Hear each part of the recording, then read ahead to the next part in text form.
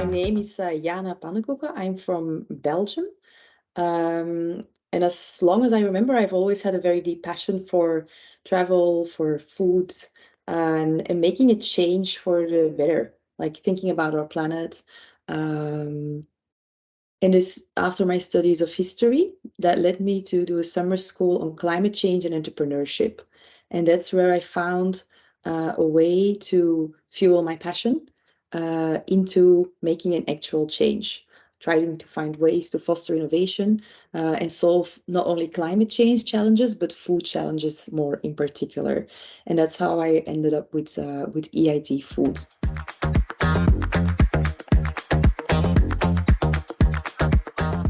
So I work at EIT Food, and EIT stands for the European Institute of Innovation and Technology.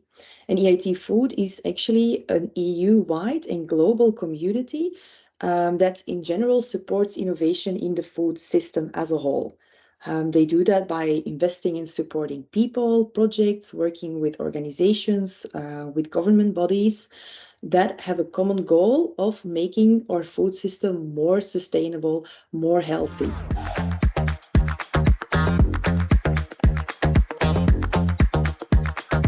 One of the projects EIT Food is supporting is Get Wasted, and that's the project I'm managing for them. And Get Wasted is a food surplus market. The idea behind it is very simple.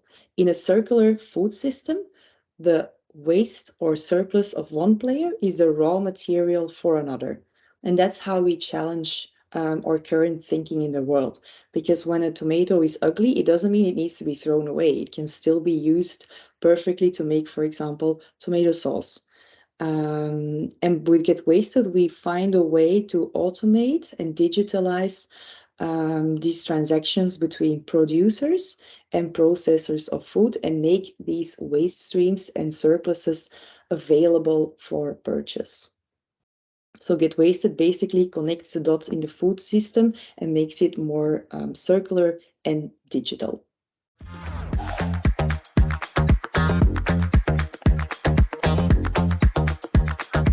The idea of Get Wasted arose during the COVID lockdown. We saw that because of all the regulations, a lot of farmers couldn't export their produce anymore. So they were stuck with a lot of harvest. And at the same time, because of the socio-economical impact, also many families had a reduced access to healthy food because of the financial pressure. So we organized an initial action to try and connect these two target groups. The action was a massive success, and that caused us to think like, hey, actually, we have a lot more of this problem going on a regular basis. There is always surpluses because farmers can't sell to the supermarkets because the produce doesn't have the right color or the right shape. And there are many more groups in society that don't have enough access to healthy food at an affordable rate. How can we reduce food waste? How can we empower producers to still have sales even when they can't sell it at the market? And how can we make food more accessible for various groups in society? And that's what we got the idea from, to say, hey, we can actually create a platform to facilitate and create the connections and make these food streams more accessible. And that was how we planted, like how Get Wasted got started.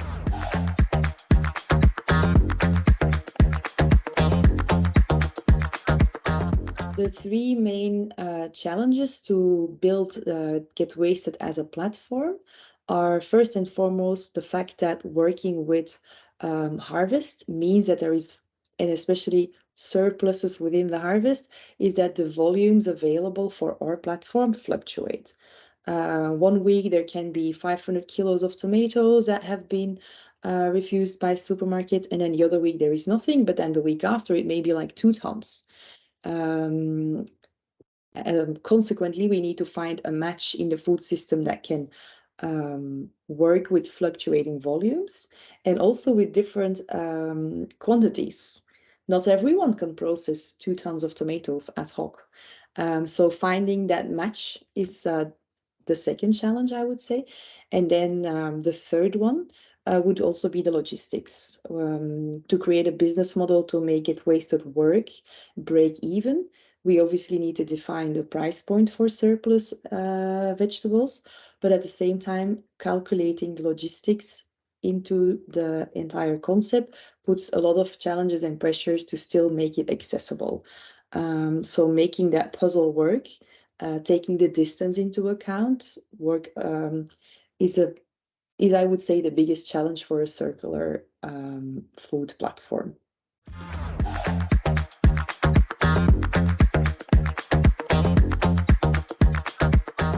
Get Wasted got started as a social impact initiative. So it's always been very important for us to work with the community. And in our case, that's specifically schools. We saw that a lot of school children don't have enough access to healthy food. So that's mostly soups in our case we can provide. And we also did a test pilot with fruits and smoothies. And they then were, as a result, also our first users.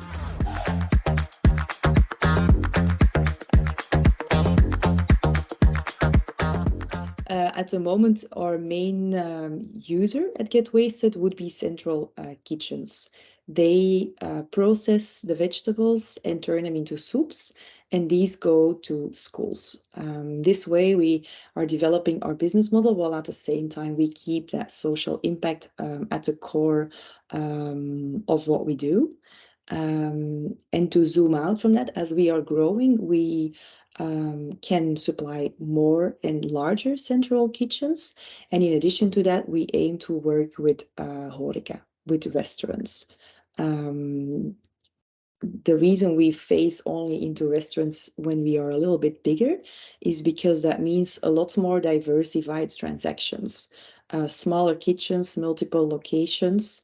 So the operations is a bit more complex, but they are going to be great clients to work with and to serve through our platform because they have a lot of flexibility in the produce they buy in. They can work with the ad hoc volumes more easily, and they have more flexibility in what they want to prepare. So as we are growing, it gets more and more exciting to not only have bigger impact, but to supply much diverser clients too.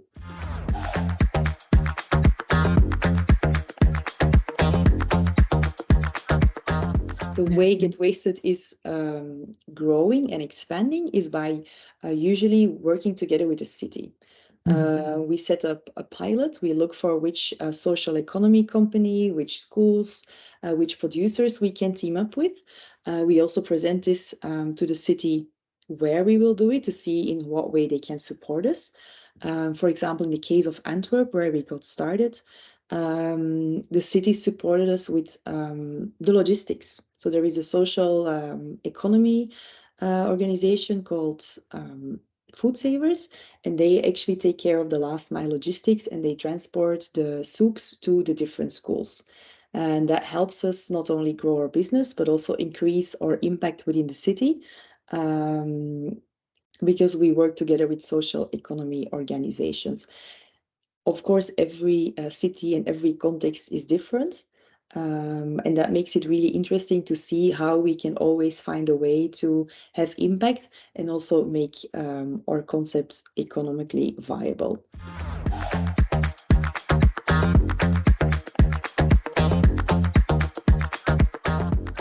For social impact initiative like Get Wasted, it's of course important to also track how we make our impact and how we can do better. So we have different KPIs defined, and two of them really focus on our socio-economical impact. So we will look at per project or per pilot at the amount of surpluses we could save by making sure they go from the producer to the processor or in the school. And the amount of soups we could serve or smoothies we could serve within this specific context. And then, of course, it's equally important to look at the business side of things. And there are parameters are the amount of transactions, like recurring transactions, and the volume that is happening between a certain producer and a central kitchen, as we really work with this matchmaking element. So we look at it really from the both perspectives at the same time.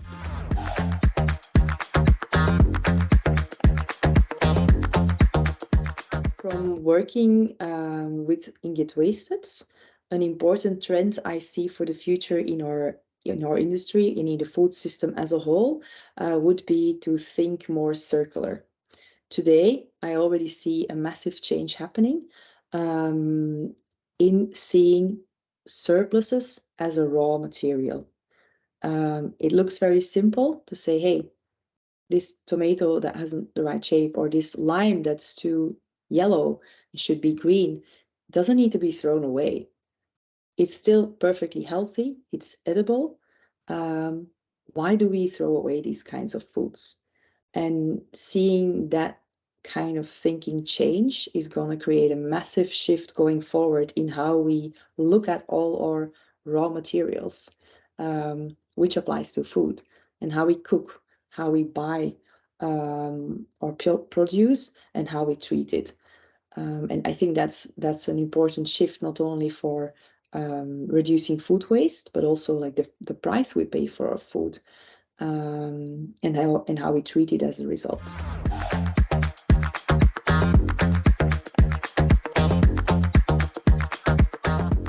My advice for you as a future chef of tomorrow would be to think of food in a holistic way. Think about all the parts of it that you can use. Maybe the leaves are nice to put on a salad, but the stems can be used for pesto.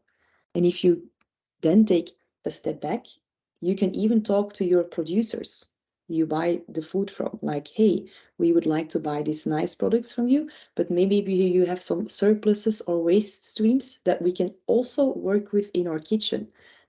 To go back to the example of the pesto, you can buy the nice basil, but keep the stems as well. Ask them from the producer to bring them in as well and work with the entire plant. And if you then take another step back, maybe there are bigger vegetables that could also be worked from. You can buy more ugly vegetables that don't meet the market criteria, but that are easy to work with in kitchens. And that's a way to slowly integrate a different way of thinking in your kitchen and make it more sustainable. And my final pieces of advice would be look at the producers that are close to the place you work with, that can supply easily and directly to the kitchen you are, and that way you also have an impact within your community.